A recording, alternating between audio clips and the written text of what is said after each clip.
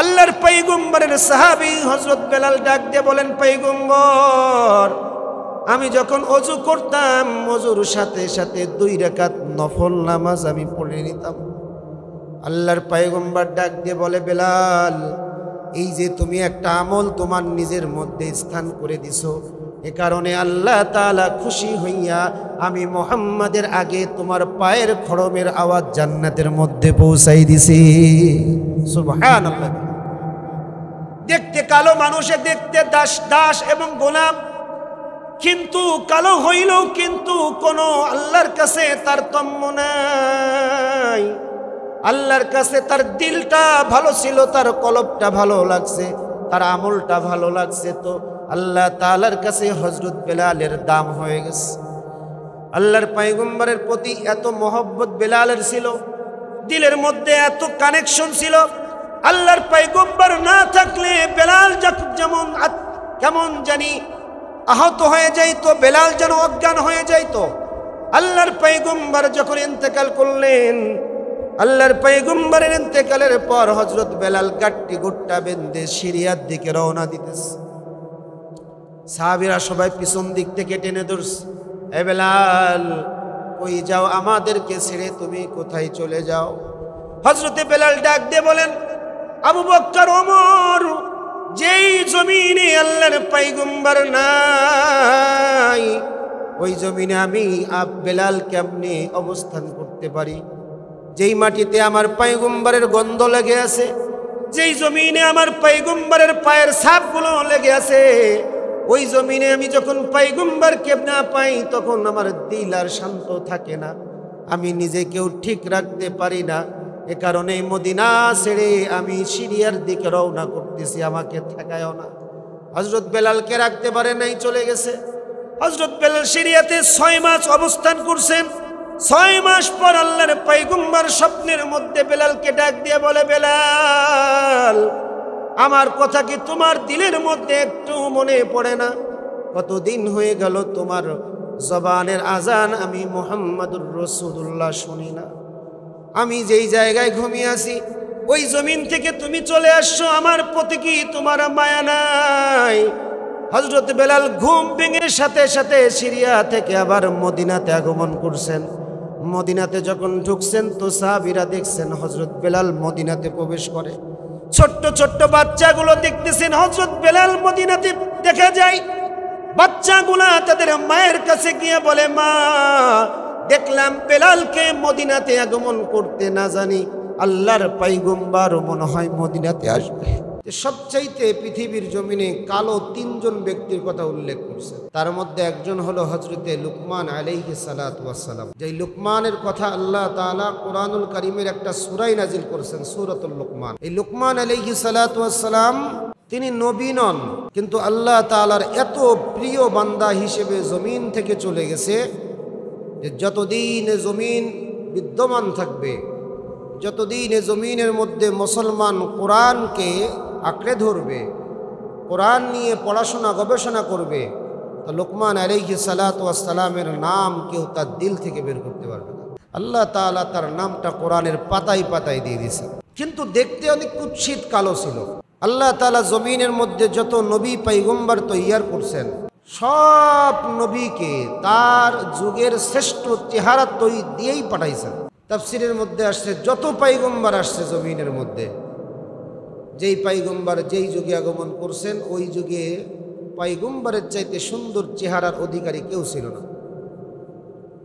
যেই এলাকায় যেই পয়গম্বরকে পাঠাইছেন ওই এলাকার মানুষের চাইতে পয়গম্বরের চেহারা ছিল সুন্দর, কিন্তু শুধুমাত্র একজন ব্যক্তি যাকে আল্লাহ তাআলা পয়গম্বর দিতে চাইছেন, কিন্তু লোকটা কালো, কিন্তু আল্লাহ তাআলা তাকে নবুয়ত দান করতে চাইছেন, তিনি হচ্ছেন হযরতে লুকমান আলাইহিস সালাতু ওয়াস সালাম।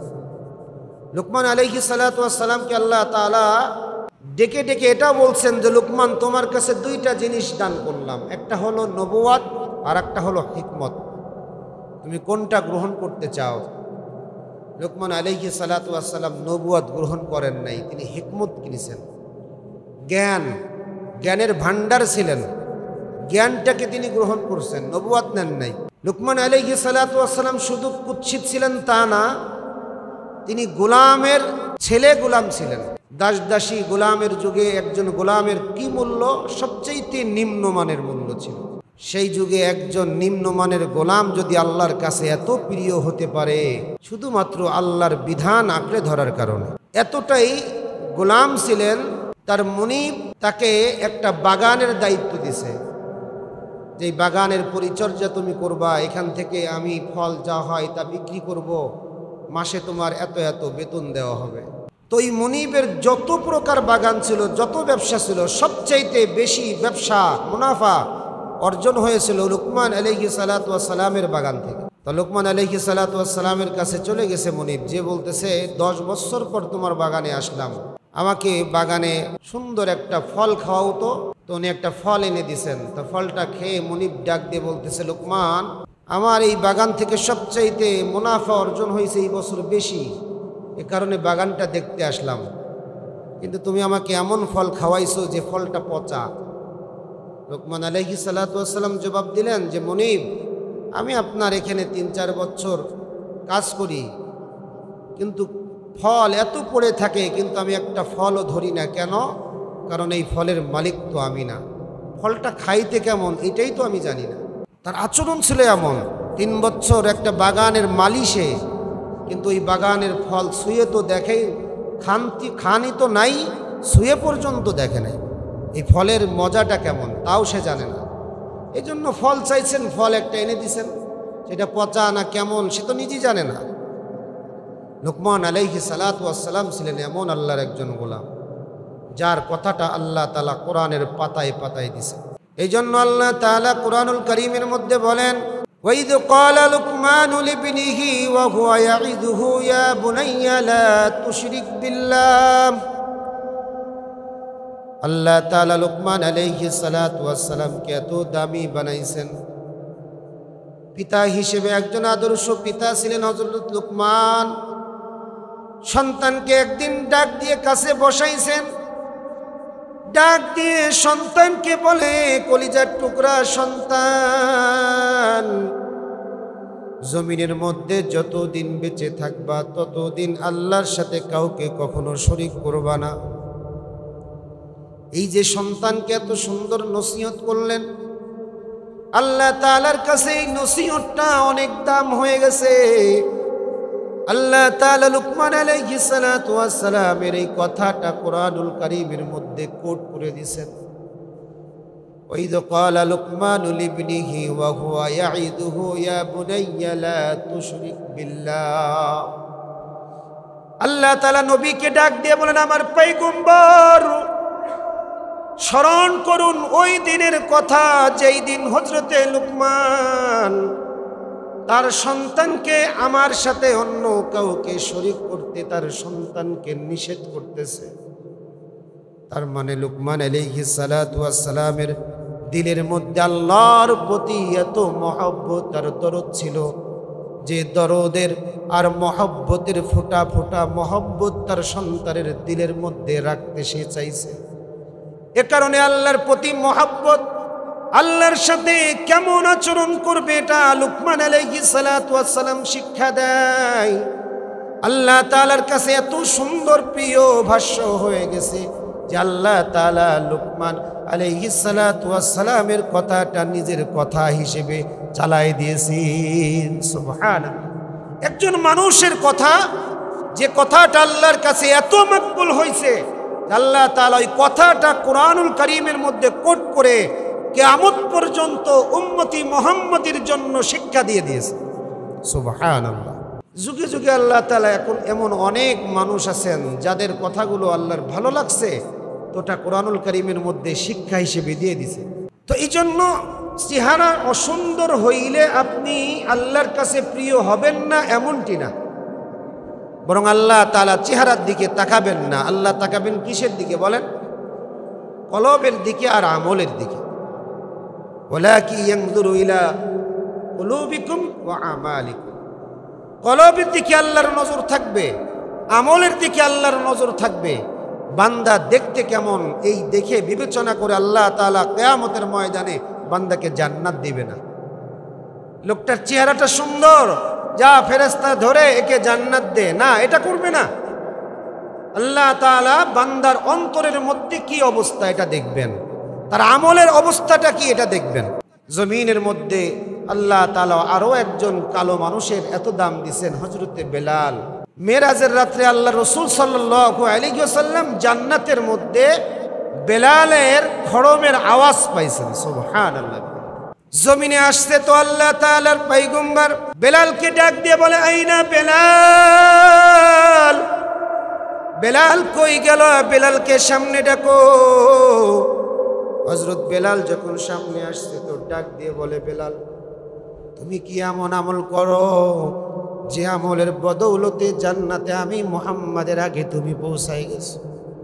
হযরত বেলাল ডাক দিয়ে বলে, আল্লাহর পয়গম্বর, আমার জিন্দেগিতে এমন কোনো খাস আমল নাই, কিন্তু আমি একটা আমল করি, সব সময় ওযুর হালাতে থাকি, আর যখন আমি ওযু করি তখন সাথে সাথে 2 রাকাত নফল নামাজ আমি আদায় করি, যেটাকে আমরা তাহিয়াতুল ওযু বলি। ওযু করলেই 2 রাকাত নফল নামাজ, এটা আল্লাহর রাসূলের সুন্নাত।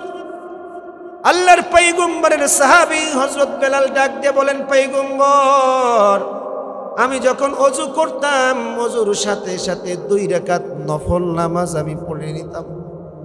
আল্লাহর পয়গম্বর ডাক দিয়ে বলে, বেলাল, এই যে তুমি একটা আমল তোমার নিজের মধ্যে স্থান করে দিছো, এ কারণে আল্লাহ তাআলা খুশি হইয়া আমি মুহাম্মাদের আগে তোমার পায়ের খড়মের আওয়াজ জান্নাতের মধ্যে পৌঁছাই দিছি। সুবহানাল্লাহ। দেখতে কালো মানুষে দেখতে দাস দাস এবং গোলাম, কিন্তু কালো হইলেও কিন্তু কোনো আল্লাহর কাছে তারতম্য নাই। আল্লাহর কাছে তার দিলটা ভালো ছিল, তার কলবটা ভালো লাগছে, তার আমলটা ভালো লাগছে, তো আল্লাহ তাআলার কাছে হযরত বেলালের দাম হয়ে গেছে। আল্লাহর পয়গম্বরের প্রতি এত মহব্বত বেলালের ছিল, দিলের মধ্যে এত কানেকশন ছিল। আল্লাহর পয়গম্বর না থাকলে বেলাল যেমন কেমন জানি আহত হয়ে যাইতো, বেলাল যেন অজ্ঞান হয়ে যাইতো। আল্লাহর পয়গম্বর যখন ইন্তেকাল করলেন, আল্লাহর পয়গম্বরের ইন্তেকালের পর হযরত বেলাল গাট্টি গুট্টা বেঁধে সিরিয়ার দিকে রওনা দিতেছে। সাহাবীরা সবাই পিছন দিক থেকে টেনে ধরছে, এ বেলাল কই যাও, আমাদেরকে ছেড়ে তুমি কোথায় চলে যাও? হযরতে বেলাল ডাক দিয়ে বলেন, আবু বকর, ওমর, যেই জমিনে আল্লাহর পয়গম্বর নাই ওই জমিনে আমি বেলাল কেমনে অবস্থান করতে পারি? যেই মাটিতে আমার পয়গম্বরের গন্ধ লেগে আছে, যেই জমিনে আমার পয়গম্বরের পায়ের ছাপগুলো লেগে আছে, ওই জমিনে আমি যখন পয়গম্বরকে না পাই তখন আমার দিল আর শান্ত থাকে না, আমি নিজেকেও ঠিক রাখতে পারি না। এ কারণে মদিনা ছেড়ে আমি সিরিয়ার দিকে রওনা করতেছি, আমাকে ঠেকায়ও না। হযরত বেলালকে রাখতে পারে নাই, চলে গেছে। হযরত বেলাল সিরিয়াতে 6 মাস অবস্থান করছেন। 6 মাস পর আল্লাহর পয়গম্বর স্বপ্নের মধ্যে বেলালকে ডাক দিয়ে বলে, বেলাল, আমার কথা কি তোমার দিলের মধ্যে একটু মনে পড়ে না? কতদিন হয়ে গেল তোমার জবানের আজান আমি মুহাম্মাদুর রাসূলুল্লাহ শুনি না। আমি যেই জায়গায় ঘুমিয়ে আছি ওই জমিন থেকে তুমি চলে আসছো, আমার প্রতি কি তোমার মায়া নাই? হযরত বেলাল ঘুম ভেঙে সাথে সাথে সিরিয়া থেকে আবার মদিনাতে আগমন করছেন। মদিনাতে যখন ঢুকছেন তো সাহাবীরা দেখছেন হযরত বেলাল মদিনাতে প্রবেশ করে। ছোট্ট ছোট্ট বাচ্চাগুলো দেখতেছেন হযরত বেলাল মদিনাতে দেখা যায়। বাচ্চাগুলা তাদের মায়ের কাছে গিয়ে বলে, মা, দেখলাম বেলালকে মদিনাতে আগমন করতে, না জানি আল্লাহর পয়গম্বর মনে হয় মদিনাতে আসবে। কারণ আল্লাহর পয়গম্বরের সাথে হযরত বেলালের মহব্বত ছিল সবচেয়ে বেশি। আল্লাহর পয়গম্বরের মহব্বত যেহেতু হযরত বেলাল দিলের মধ্যে পোষণ করতেন, এই জন্য বাচ্চাগুলোও মনে করছে বেলাল যেহেতু মদিনাতে আগমন করছে, আল্লাহর পয়গম্বরও মনে হয় আজকে মদিনাতে আসবে। সাহাবা আজমাইনরা হযরত বেলালের কাছে চলে আসছে। জোহরের আজানের সময় হয়ে গেছে। সাহাবীরা ডাক দিয়ে বলে, বেলাল কতদিন তোমার জবানের আজান মদিনাবাসী শুনে নাই, যাও না মিনারায় চলে যাও, মসজিদে নববীতে যে একটু জোহরের আজানটা দিয়ে দাও। হযরত বেলাল ডাক দিয়ে বলে, ভাই আমি আর কোনোদিন আমার জবান দিয়ে আজান দিতে চাই না। আল্লাহর পয়গম্বর আমার আজানগুলো শুনতেন, আমি যদি এখন আজান দিই তো রসুলকে আমি দেখব না, আর আমি যদি আজান দিই তো সাথে সাথে আমি হয়তো অজ্ঞান হয়ে পড়ে যাব, আমি এটা কন্ট্রোল করতে পারবো না। কোনোভাবেই রাজি হয় না। হযরত আবু বকর হাসান হুসাইনের কাছে খবর পাঠাইছেন, হাসান হুসাইন এদিকে আসো। হযরত হাসান হুসাইনের কাছে তারা পরামর্শ করে ডাক দিয়ে বলতেছে, তুমি যদি একবার বেলালকে আহ্বান করো তাহলে সে হয়তো আজান দিবে, কারণ তুমি নবীর নাতি। তুমি যদি বেলালকে এই আজান দেওয়ার জন্য অনুরোধ করো, তোমার আজানের অনুরোধ হযরত বেলাল ফেলবে না।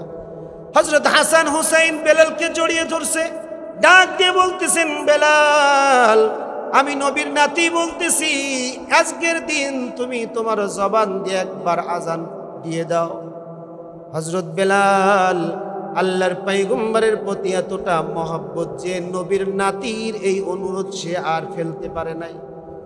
আজানের জন্য দাঁড়িয়ে গেছেন, আল্লাহু আকবার আল্লাহু আকবার দিছেন। যখনই বলছেন আশহাদু আন্না মুহাম্মাদার রাসূলুল্লাহ, এই মুহাম্মদ শব্দ বলার সাথে সাথে হযরত বেলাল অজ্ঞান হয়ে মাটিতে পড়ে গেছে। তার মানে মুহাম্মদ নামটা তার দিলের মধ্যে এতটা বসে গেছে যে আল্লাহর পয়গম্বর নাই, এটা চিন্তা করতেই হযরত বেলাল অজ্ঞান হয়ে গেছে। এই যে একটা রসুলের প্রতি মহব্বত, এই যে আল্লাহর প্রতি মহব্বত আর আল্লাহর বিধানের প্রতি একটা ভালোবাসা, এটা কোনো কালো বা কোনো বেটে বা লম্বা দেখে হয় না, এটা দিলের মধ্যে পরিচ্ছন্ন দিলের মধ্যে আসে। আর আল্লাহ তাআলা যার দিলের মধ্যে এটা পায়, তো ওটা কালো হোক বা ধলা হোক, লম্বা হোক বা বেটে হোক, ওই বান্দা আল্লাহর কাছে সবচাইতে প্রিয় গোলাম হয়ে যায়। সুবহানাল্লাহ। হযরত বেলালকে আল্লাহ তাআলা এত দামি বানাইছেন কেন? কারণ বেলালের মধ্যে আল্লাহ রসুলের প্রতি মহব্বত ছিল, বেলালের মধ্যে আল্লাহর প্রতি মহব্বত ছিল, বেলালের ভিতরে দ্বীনের প্রতি যে ভালোবাসা ওটা সর্ব উচ্চ পর্যায়ের ছিল। এই জন্য হযরত বেলাল এত কালো কুৎসিত, এরপরও আল্লাহ তাআলার কাছে বেলাল এত মায়ার, এত ভালোবাসা। এই জন্য আল্লাহ তাআলা যদিও আমাদেরকে আশরাফুল মাখলুকাত বানাইছেন, কিন্তু কালো ধলা দেখে আশরাফুল মাখলুকাত না, আশরাফুল মাখলুকাত তো হবে কলব আর আমল দেখে। কলব আর আমল দেখে আপনার দিলের মধ্যে যদি দ্বীনের প্রতি মহব্বত দরদ না থাকে, তাহলে আপনি মানুষ, দেখতে মানুষ, কিন্তু আপনি চতুষ্পদ জানোয়ারের চাইতে অধম। এটা আমার কথা না, আমার আল্লাহ তাআলাও বলছেন, ওয়ালাকাদ যারানা লিজাহান্নামা কাসীরাম মিনাল জিন্নি ওয়াল ইনস লাহুম কুলুবুন লা ইয়াফকাহুনা বিহা, যাদের অন্তর আছে কিন্তু তারা বুঝে না। ওয়ালাহুম আ'ইনুন লা ইউবসিরুনা বিহা, যাদের দুইটা চোখ আছে কিন্তু তারা দেখে না। ওয়ালাহুম আযানুন লা ইয়াসমাউনা বিহা, যাদের দুইটা কান আছে কিন্তু শুনে না। উলাইকা কাল আনআম, এরা হলো চতুষ্পদ জানোয়ারের মতো। কার কথা বলেন? বলেন না কার কথা? আমি বানাই বলতেছি, উলাইকা কাল আনআম, এরা চতুষ্পদ জানোয়ারের মতো। আল্লাহ তাআলা এটা বলেও থামেন নাই, আবার আরেক সামনে বলতেছেন বালহুম আদল, চতুষ্পদ জানোয়ারও না, এরা চতুষ্পদ জানোয়ারের চাইতেও অধম। যারা আল্লাহর দ্বীনের ব্যাপারে অবজ্ঞা করে থাকে, বিবেক বুদ্ধি আছে বুঝতে চেষ্টা করে না, চোখ আছে দেখতেছে, ভালোটা দেখতে হবে দেখে খারাপটা, কান আছে শুনতে হবে ভালোটা শুনে খারাপটা। আল্লাহ তাআলা বলেন এরা জানোয়ার, এরা কুকুর শিয়াল গরু গাধা এরা।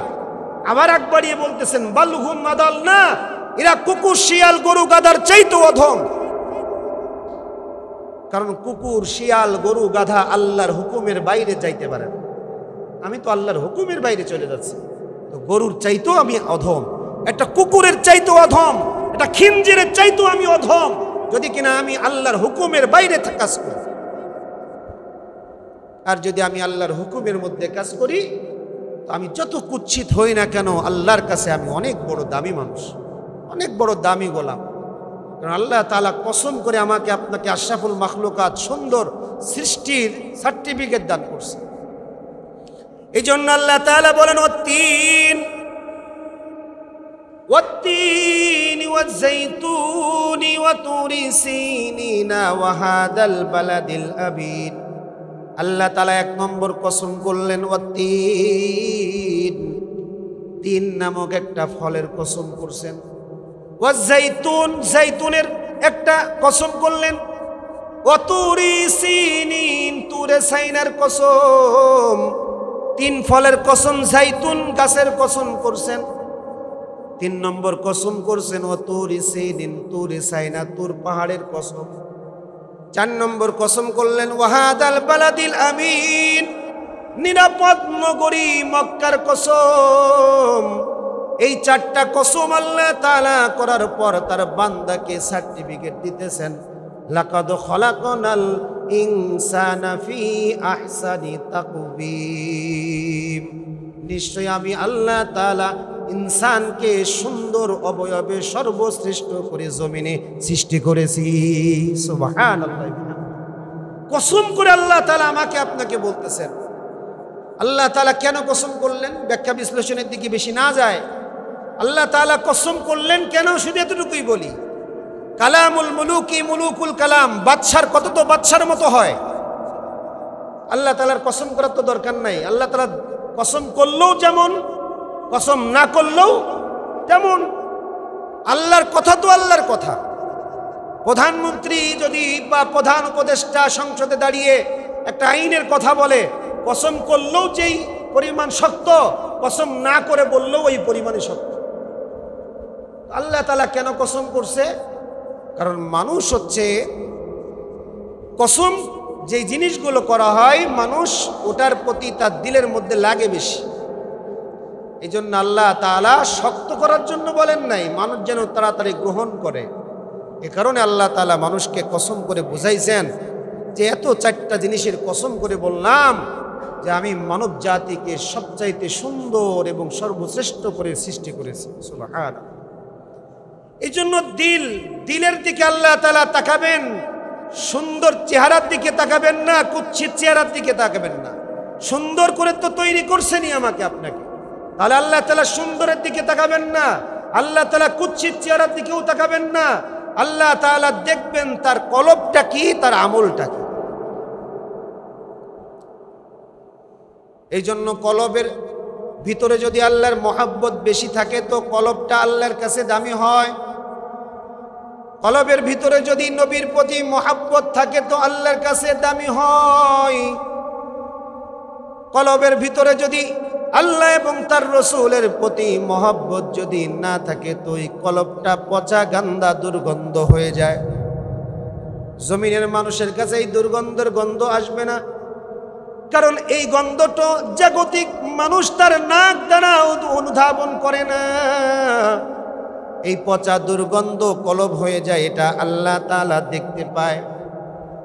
এ কারণে আল্লাহর হুকুম যদি আপনি মানেন তো আপনার কলব পরিচ্ছন্ন হয়, আর যদি আপনি আল্লাহর হুকুম নিষেধগুলো যদি মেনে নেন তো ওইটাও বিধান হয়। তার মানে আল্লাহ যেটাকে করতে বলছেন ওটা যদি আপনি করে ফেলেন তো ওটাও আল্লাহর বিধান। আর যদি আপনি আল্লাহর নিষেধগুলো যদি মেনে নেন ওই নিষেধ মানাটাও আল্লাহর হুকুম হয়ে যায়। সকালবেলা ফজরের নামাজ আদায় করছেন, এটা ফরজ আপনার জন্য, আপনি আল্লাহর বিধান পালন করলেন। সূর্য উদিত হয়, সূর্য উদয়ের সময় থেকে প্রায় 9 মিনিট পর্যন্ত নামাজ পড়া হারাম। ওই সময় যদি বান্দা নামাজ না পড়ে তো আল্লাহ তাআলা বান্দার আমলনামার মধ্যে আল্লাহর বিধান পালনের একটা সওয়াব দান করে দেয়। সুবহানাল্লাহ। আপনি ওই সময় নামাজ পড়বেন না তো এটাও আল্লাহর বিধান। তার মানে আপনি নামাজ যেহেতু ওই সময় পড়েন নাই তো আপনি আল্লাহর বিধান পালন করলেন। ওই 9 মিনিট সময় যদি আপনি নামাজ আদায় করেন তো আপনার নামাজ পড়াটাও হবে হারাম। আর যদি নামাজ না পড়েন তো আল্লাহ তাআলা আপনার সওয়াবের এই খাতার উপরে একটা আমল করার একটা সওয়াব দান করে দিবেন। সুবহানাল্লাহ। তার মানে নিষেধগুলো যদি আপনি মানেন, এটাও আল্লাহর বিধান। তারিখে কিতাবের মধ্যে একটি ঘটনা আসছে, একজন কসাই ব্যক্তি তার দোকানে প্রতিদিন বসে বসে একটা মেয়ের দিকে নজর করে, পথ দিয়ে তার দোকানের সামনে দিয়ে একটা সুন্দরী মেয়ে যায়, তো প্রতিদিন মেয়েটার দিকে নজর করে করে তাকায়, তো দিলের মধ্যে মেয়েটার প্রতি একটা মহব্বত তৈরি হয়েছে। ওই যুবকটা হঠাৎ করে একদিন মেয়ের সামনে দাঁড়িয়ে গেছে, ডাক দিয়ে বলতেছেন, আমি দীর্ঘদিন ধরে তোমাকে ফলো করি, আজকে তোমার সামনে বুক ফুলিয়ে বলেই ফেলি যে আমি তোমাকে দিল থেকে মহব্বত করি, তার মানে আমি তোমাকে ভালোবাসি।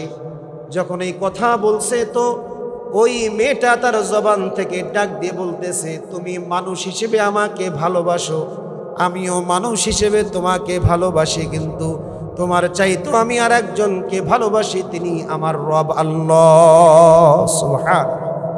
মেয়েটা যখন তার আল্লাহর কথা বলছেন, তো ছোট্ট কথা ওই যুবকের দিলের মধ্যে লেগে গেছে। সামান্য 1 সেকেন্ডের কথা কিন্তু দিলের মধ্যে ক্ষত বিক্ষত করে দিছে।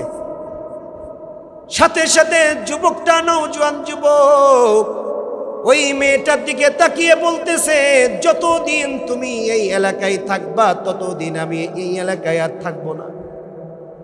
তুমি যেই মালিকের জন্য মহব্বতে আমাকে তুমি ভালোবাসা থেকে রিজেক্ট করলা, আমার দিলের মধ্যেও কেমন জানি সেই মালিকের প্রতি তোমার চাইতো এখন মহব্বত বেড়ে গেছে। আল্লাহু আকবার। তার মানে সামান্য কিছু কথাও মানুষের দিল পরিবর্তন করে দেয়। যখন এই কথা বলছে, তো সাথে সাথে যুবকটা তার এলাকা থেকে দূরের একটা এলাকার দিকে রওনা হয়ে গেছে।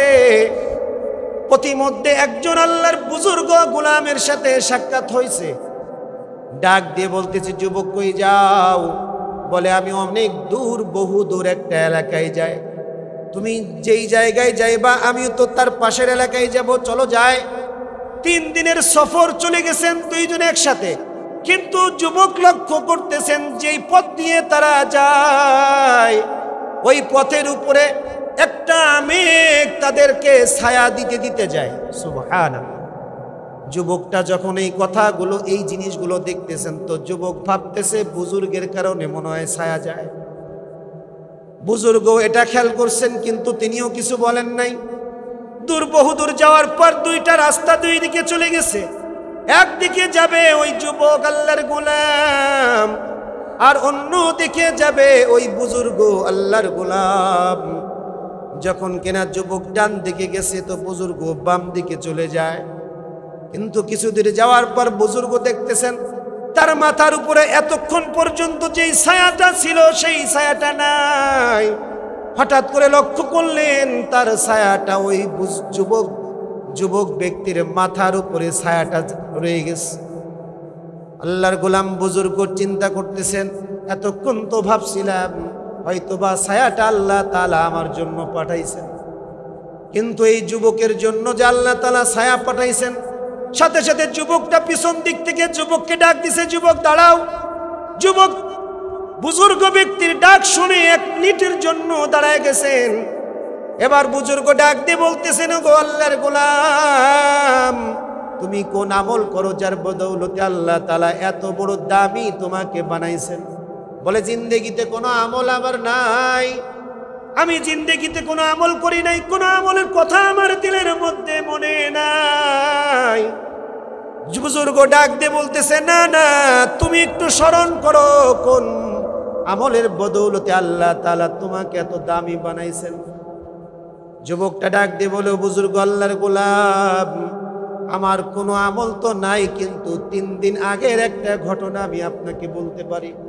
বলে, বলো তো কি ঘটনা? বলে, আমি একটা মেয়েকে খুব ভালোবাসতাম, তার সামনে যখন আমি প্রপোজ করে দিলাম সে আমাকে রিজেক্ট করছে। সে শুধু বলছে তোমার চাইতেও আমি আমার মালিক আল্লাহকে ভালোবাসি। যখন এই কথা বলছে, তো আমার দিলের মধ্যে ক্ষত বিক্ষত হয়ে গেছে। এই কথাটা আমার দিলটা ছুঁয়ে গেছে। এই কথা বলার সাথে সাথে আমি আমার মালিকের প্রতি আমার মাথাটা অবনত করে দিয়েছি। আমিও ওই মহিলাকে ডাক দিয়ে বলেছিলাম, তোমার চাইতেও আজ থেকে আমি আমার মালিককে ভালোবাসি। এতটুক আমল যদি কোনো আমল হয়ে থাকে তাহলে এটাই আমার জিন্দেগির একমাত্র নেক আমল, আর কোনো আমল নাই। বুজুর্গ আল্লাহর গোলাম বুঝতে আর বাকি নাই, বলে যুবকরে আমার বুঝতে বাকি নাই, তুমি যে ওই সময় নিজেকে কন্ট্রোল করে আল্লাহর মহব্বত প্রকাশ করলা, ওটা আল্লাহ তাআলা এত ভাবে দামি বানাইছেন যে আল্লাহ তাআলা তোমাকে আল্লাহর ওলিদের খাতায় তোমার নামটা তুলে দিছে। সুবহানাল্লাহ। আমি আপনি যদি আল্লাহর নিষেধটাকেও যদি গ্রহণ করি তো ওটার জন্য আমাকে আপনাকে আল্লাহ তাআলা আল্লাহর ওলিতে পরিণত করতে পারে, যেটা আল্লাহ নিষেধ করছেন। তো ওই গোলাম যেহেতু আল্লাহর নিষেধ, একটা পর মহিলার সাথে কথা বলা, এই ভালোবাসার আদান প্রদান করা নিষেধ, তো যখন তার দিলের মধ্যে আসছে, ওখান থেকে ফিরে আসছে, তো আল্লাহ তাআলা তাকে দামি বানাইছেন, পথ দিয়ে যাইতেছেন তো মেঘমালা তাকে ছায়া দিতে দিতে নিয়ে যাইতেছে। সুবহানাল্লাহ। এটা চেহারার জন্য না বাজান, এটা চেহারার জন্য না, এটা আমল আর কলবের জন্য। ইন্নাল্লাহা লা ইয়ানজুরু ইলা সুওয়ারিকুম ওয়ালাকিন ইয়ানজুরু ইলা কুলুবিকুম ওয়া আমালিকুম। সুতরাং আমার দিল, আমার কলব, আমার আমল যদি ভালো হয় তো আমি আমার মালিকের কাছে অনেক দামি হব। দিল যদি পরিচ্ছন্ন না হয় তো মালিকের কাছে কোনো দাম নাই। আপনি এই দিলের মধ্যে নামাজের প্রতি মায়া রাখলেন, আপনি মুসলমান, মায়া রাখবেন, এটাই স্বাভাবিক। আপনি এই দিলের মধ্যে আপনি রমজান মাসের রোজার প্রতি রেসপেক্ট রাখলেন, ভালোবাসা রাখলেন, শ্রদ্ধা রাখলেন, যাকাতের ব্যাপারে আপনি খুব অবনতি চিত্তে আপনি আদায় করেন, মহব্বত রাখছেন, আপনি মুসলমান, আপনার রাখাটাই স্বাভাবিক, এটাই রাখবেন। আর ঠিক ওই দিলের মধ্যে পূজার সময় পূজা মণ্ডপে গিয়ে প্রসাদ আদান প্রদানের জন্য আপনার দিল সাই দিয়ে দিল, এটা তো মুসলমানের কাম হতে পারে না। এক দিলে দুই জিনিস থাকা যায়? বলেন, আওয়াজ দেন, বলেন। এক দিলে দুই জিনিস রাখা যায়? যেই দিলের মধ্যে আপনি আপনার মালিককে রাখবেন, আল্লাহকে রাখবেন, ওই দিলের মধ্যে গৈরুল্লাহকে রাখা যায় না। যদি গৈরুল্লাহকে রাখতে হয় তো আল্লাহ তাআলা ওই দিলের মধ্যে থাকেন। সামনে তো আসতেছে, আর কয়দিন আছে? 2-3 দিন আসতেছে। যাদের ধর্ম তারা পালন করবে। আপনি মুসলমান ঘরের সন্তান, আপনার পূজা মণ্ডপে গান বাজনার বাদ্যযন্ত্রের সাথে আপনার কি লাভ? আপনি কেন নাচানাচি করবেন রাত 12টা-1টা পর্যন্ত ওই মঞ্চে? আপনি যুবক, আল্লাহর গোলাম, মুসলমান। আপনি আপনার দিলের মধ্যে যদি আপনি আপনার আল্লাহকে রাখতে চান, আপনি পূজা মণ্ডপের ওই মঞ্চে যে আপনি রাত 12টা পর্যন্ত গান বাজনার সাথে তাল মিলাবেন, এই দিলের মধ্যে গৈরুল্লাহকে রাখবেন, আপনি তাদের ওইটাকে মুহাব্বত প্রকাশ করবেন, এটা মনে হয় আল্লাহ তাআলা খুব ভালো চোখে দেখবে? কথা বলেন না বাজার। আপনি মুসলমান, হ্যাঁ, আপনি তাদের ধর্ম তাদের পালন করতে দেন, এটা তাদের ধর্ম। আপনি বলেন আপনার কোন বন্ধুটা কুরবানির সময়, গরু কুরবানির সময় আপনার হিন্দু বন্ধু আপনার বাড়িতে আসছে? কবে আসছে?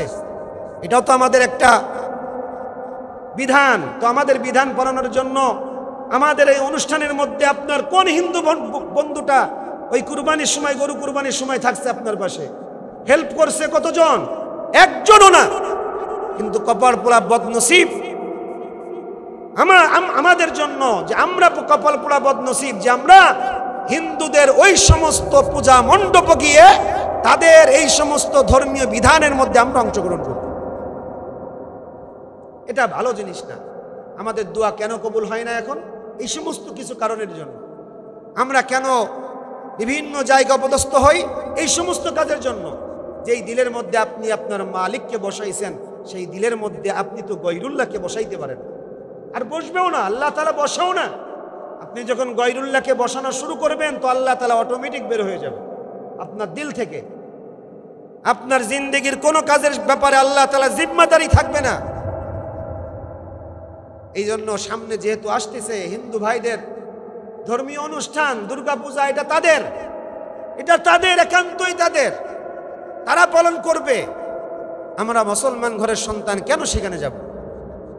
বরং মূর্তি, এই জিনিসগুলো যদি দেখায়, হাদিসের মধ্যে আসছে, যদি পূজার সময় শুধু না, আপনার চোখের সামনে যদি কোনো মন্দিরের মূর্তি চোখে চলে আসে তো সাথে সাথে ইস্তেগফার পড়া।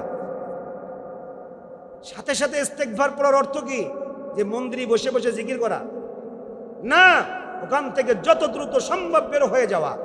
এটা যদি রসুলের পক্ষ থেকে আমাদের প্রতি যদি আদেশ থাকে, তাহলে আপনি দুর্গাপূজার সময় ওখানে যে নাচানাচি করবেন, গান বাজনা করবেন, আর ওখানে যে ধর্মীয় পোশাকগুলো, তাদের যে ধর্মীয় পোশাক, এগুলো খাবেন, তাদের কাছে নিয়ে খাবেন, এগুলো মনে হয় আল্লাহ রসুল এবং আল্লাহ তাআলা অনেক সুন্দরভাবে গ্রহণ করবেন না, বাজার করবে না।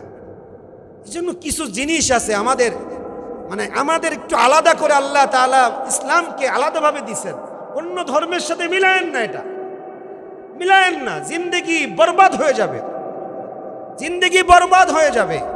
ভালো থাকবেন 2-1 মিনিটের জন্য, 2-1 দিনের জন্য, কিন্তু দিন শেষে দেখবেন আপনি অসফল হয়ে গেছেন।